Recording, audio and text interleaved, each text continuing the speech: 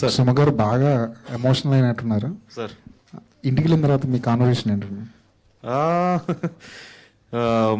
ఒకటేంటి సార్, చాలా interesting journey sir. అంటే చాలా నేర్పించింది, జనాల గురించి నేర్పించింది, జనాలు ఎలా ఉంటారు, వాళ్ళ థాట్ ప్రాసెస్ ఏంటి, ఎవరికి అంటే చాలా చాలా థింగ్స్ చూశాను. అండ్ చాలా ఓర్చుకొని కూర్చున్నాను ఇన్నాళ్ళు. సో అంతా అమ్మకు తెలుసు బ్యాక్గ్రౌండ్లో ఏం నడుస్తుంది. ఎందుకంటే జనాలకు తెలియకపోవచ్చు ఏమేమి నడుస్తున్నాయి. కష్టం అంటే ఫిజికల్ కష్టం మాత్రమే కాదు, మెంటల్గా కూడా కష్టాలు ఉంటాయి. వాటినన్నింటినీ మనం దాటుకొని ముందరకు వచ్చి ఫైనల్గా ఒక జర్నీని పూర్తి చేసి ఆ జర్నీ కళ్ళ ముందు కనిపించగానే ఐ థింక్ అమ్మగా ఆవిడకి చాలా చాలా ఇమోషనల్గా ఫీల్ అయ్యారు. అండ్ ఇందాక నేను చెప్పినట్టు మేజర్ రీజన్ వీటన్నిటికన్నా మేజర్గా వీ లాస్ట్ కజిన్. నాకన్నా 1 year చిన్నోడు.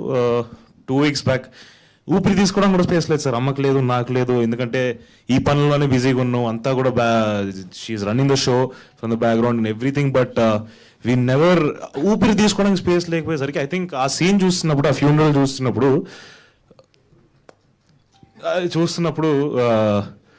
It was very highly emotional for her. So I think she finally had some space to breathe.